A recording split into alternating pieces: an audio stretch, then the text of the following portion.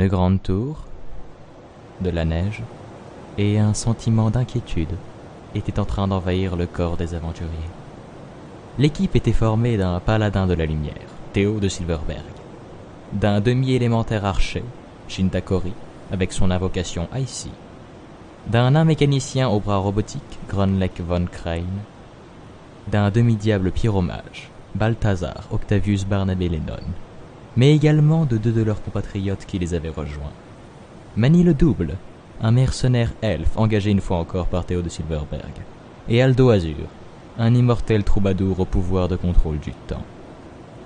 Tous s'étaient réunis un peu avant Noël, pour une quête fournie par des anciens professeurs de magie de Balthazar. Ces derniers avaient croisé le demi-diable dans une taverne, alors qu'il savourait une victoire en demi-teinte, encore tachée par la brutalité du paladin. Ils avaient appris que chaque année, à la période de Noël, des jeunes gens se faisaient kidnapper par une sorcière pendant plusieurs jours. Ils étaient relâchés, bien sûr, après un certain temps, mais ils avaient développé une étrange magie à son approche. Elle avait été repérée vers une vieille tour, non loin de l'école de magie. Bien sûr, mages et autres mercenaires avaient essayé d'approcher en dehors des périodes hivernales. Cette dernière avait une sorte de bouclier magique les empêchant de pénétrer. Et quand le mordant du froid revenait, la sorcière avait placé une multitude de sorts pour empêcher les curieux d'entrer sans son autorisation. Balthazar était fortement curieux de cette aptitude et avait envie de l'étudier. Shin accepta volontiers, non pas par curiosité, mais parce qu'il pouvait rester dans le froid et la neige, le temps qu'il préférait. Théo accepta également, dans le but de pouvoir purifier la cervelle d'une sorcière. Grunleck fut le plus dur à convaincre. Pas de richesse, pas de récompense à la clé, ni même de loot qu'il pouvait récupérer. Et puis, l'histoire lui paraissait tellement étrange. Ce ne fut que par la présence de Mani, Aldo et Eden qu'il se fit entraîner dans cette histoire. Apparemment, les légendes racontent que c'est Baba Yaga, une sorcière qui aime kidnapper les jeunes enfants, punir les méchants et offrir du pouvoir aux justes et aux courageux, expliqua Aldo, qui avait effectué quelques recherches avant de se joindre au groupe. Du pouvoir ? Sourit Bob, curieux des nouvelles connaissances. Qu'est-ce que l'on sait d'autre ? Qu'elle pourrait être très âgée, plus que moi ou Grunleck, enchérit Mani, tout en caressant ses araignées. Il est possible qu'elle soit une immortelle, comme Aldo. Shin était déjà parti en avant avec Grunleck pour comprendre le mécanisme de la porte. Ils furent surpris que cette dernière soit une banale porte, sans besoin de forcer, le verrou n'étant pas mis. « C'est louche !» souffla Théo, les bras croisés. « Bah quoi ? Monsieur le paladin n'a pas de porte ou de petite fille à charger, donc c'est louche ?» se moqua Balthazar. « Elle n'est pas morte !» ragea Théo. « Non !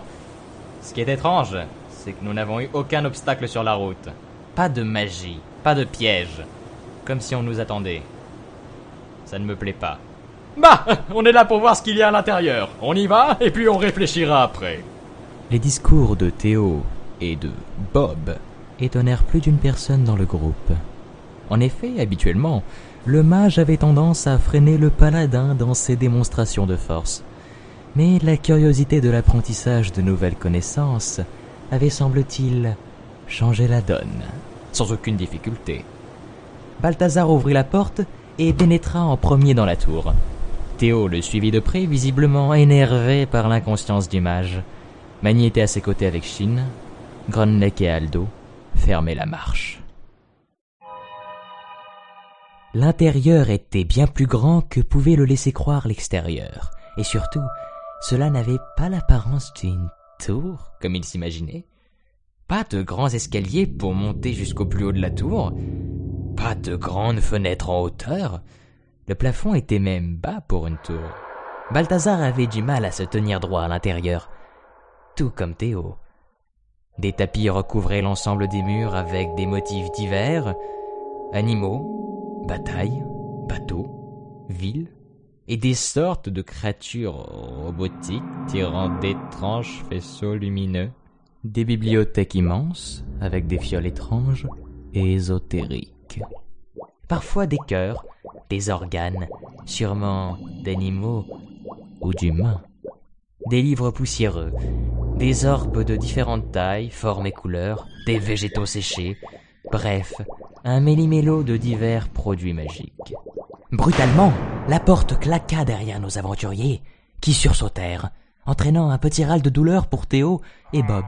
Non, je vois que nous avons Des invités, fit une voix ancienne, résonnant dans l'ensemble du manoir. Shinda prêta fortement attention à tout ce qui se trouvait dans la pièce, à la recherche de la dite personne, mais le son résonna de tous les côtés.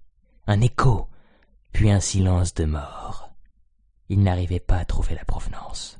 Grunleck resta méfiant, observant le comportement d'Eden, qui ne semblait pas être sur la défensive face à tout cela. Aldo mit ses mains près de ses dagues pour attaquer dès que cela serait nécessaire. Théo râlait envers Manny, qui tentait de voler une pomme sur la table, trônant au milieu de la pièce. Tandis que Bob s'était mis à fixer une sorte d'opale de boule pour prédire l'avenir. Il resta très concentré jusqu'à ce que cet orbe se transforme en un immense œil, ouvrant sa pupille et fixant le mage d'un air mécontent. Balthazar aurait voulu crier, mais sa bouche fut incapable de s'ouvrir. Il tomba à la renverse, surprenant tout le monde. Ils virent la créature qui était en train de voler au-dessus d'eux. « Qu'est-ce que c'est que ça ? Qu'est-ce que tu as fait, Bob ?» s'énerva le paladin peu habitué à jouer les gardes de dissidents. Bob continuait à pointer du doigt, incapable de pouvoir ouvrir la bouche, ou même pire, de pouvoir utiliser sa magie pour communiquer mentalement. Manny et Aldo s'apprêtaient à user de leur pouvoir pour attaquer le monstre, quand ce dernier disparut dans un nuage de fumée. « Ça ne me plaît pas du tout, » se défendit Shin. « J'avais prévenu que c'était louche !» enchérit Grunleck. À peine eut-il fini sa phrase que le monstre apparut derrière une fiole, dont il renversa le contenu sur le sol. Une épaisse purée de poids s'enclencha, aveuglant l'ensemble des aventuriers. Seul le petit monstre savait où se tourner, et alla chipper quelques potions pour les renverser sur 2 de leurs compagnons. Où êtes-vous ? Demanda Aldo, les mains en avant pour cogner contre l'un de ses alliés. « Bob, c'est toi ?» s'exclama Grunleck en touchant un tissu doux et soyeux. « Manny, fais du vent avec tes dreads !» ordonna Théo. « Ce sont des tresses !» râla l'elfe, avant de se concentrer pour exécuter le plan, tout en attrapant quelque chose dans ses mains. De froid. « Shin, ne t'inquiète pas, je suis là pour toi !» sourit Manny, avant que le brouillard ne se lève et qu'il remarque avoir attrapé, dans les vêtements de Shin, une étrange grenouille bleue. Un silence pesa. Un blanc se fit dans sa tête. Il ne savait plus quoi penser ou réfléchir avant que la grenouille, avec un petit étard sur la tête, projette sa langue sur le front de Manny. L'elfe, surpris, envoya valser la grenouille derrière lui en hurlant. Grunleck avait un tout autre spectacle, étonnant également. Tenant son bras organique, il vit non pas le grand demi-démon, mais un tout petit garçon, frêle et fragile, ayant une ressemblance frappante avec le mage. Les mêmes cheveux, mêmes yeux, même couleur de peau, qui semblait être terrifié et également sans voix, dans des vêtements rouges bien trop grands pour lui. « Bob !» Théo scrutait l'ensemble du groupe, tandis que le petit monstre les observait, l'air visiblement ravi de cette situation. Le paladin le regarda, attrapa le fourreau de son épée, et tira rapidement la lame pour la tourner en sa direction et lui planter dans l'une des ailes qu'il avait déployées. « Touché !» hurla l'inquisiteur. La petite créature se mit à gémir tristement et commença à vaciller vers le sol. Théo la rattrapa par son aile encore saine, l'observant très intensément droit dans l'œil, prêt à se battre. « Allez, dis-nous où est ta maîtresse, la vieille Baba Yaga !» Les larmes coulaient de son unique œil, avant qu'une voix fluette et douce se mit à crier « Laissez mon œil tranquille, mais sans paladin !» Théo se retourna pour apercevoir une petite fille avec une tenue de sorcière. Le paladin crut à une blague, ou à une enfant emportée par celle-ci. Mais cette dernière lança quelque sorte de flamme à son encontre, le faisant reculer. Théo vit la petite créature aller vers la demoiselle, qui devait avoir à peine 8 ans. Elle apposa ses mains et une lueur violette en sortit. Les blessures furent soignées. Grunleck prit Bob dans ses bras pour s'approcher de la demoiselle. « Où est la sorcière ?» s'énervait Théo, prêt à sortir son bouclier. « Je suis Baba Yaga !» souffla la petite fille en fronçant les sourcils. Mani avait récupéré Shin et Icy sur sa tête. Il se tourna de côté avant de souffler. « C'est quoi cette aura magique autour de la demoiselle ?» « Pourquoi avoir fait tout cela ?» demanda Grunleck, tandis que Bob se tenait sur ses vêtements. « Mais chaque année, je fais venir des aventuriers pour leur faire quelques farces de Noël. Je vis toujours toute seule, et ayant une croissance arrêtée, tout le monde me prend pour une petite fille, alors que mon nom effraie les gens. Quand je vais en ville, je me fais appeler la Befana. Quand je suis dans ma tour pour préparer des potions, je me fais appeler Baba Yaga. Mais je ne vous veux aucun mal, hein. Vous retrouverez vos apparences avant de partir, comme tous les autres avant vous. » Tous les autres? Mais je croyais que... On nous avait dit que... souffla Aldo. « Ce n'est qu'une rumeur de mes invités. Ils inventent cette histoire pour que d'autres aventuriers viennent me tenir compagnie. » Visiblement touchés par le discours de la sorcière, Aldo, Grunleck et Mani acceptèrent ses excuses, tandis que Théo, Bob et Shin ne semblaient pas ravis de cette histoire, d'avoir été manipulés de la sorte.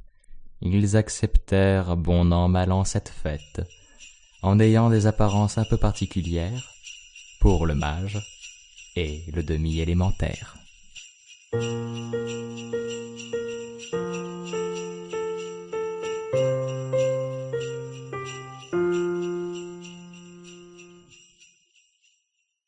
Quoi? Mais vous avez pas fini là-dessus? Bah, en fait, oui, c'est fini. Oh, ça rage, quitte, je lâche la manette. Je vais peut-être aller remettre ce masque et me cacher dessous. Ici, déconnexion. Et bouder. Je veux pas que tu vois ce qui va se passer. Non mais c'est... Qui rejoignent en cours de route ou tout simplement à ceux qui se sont perdus, donc à vous. Non mais c'est ça en fait.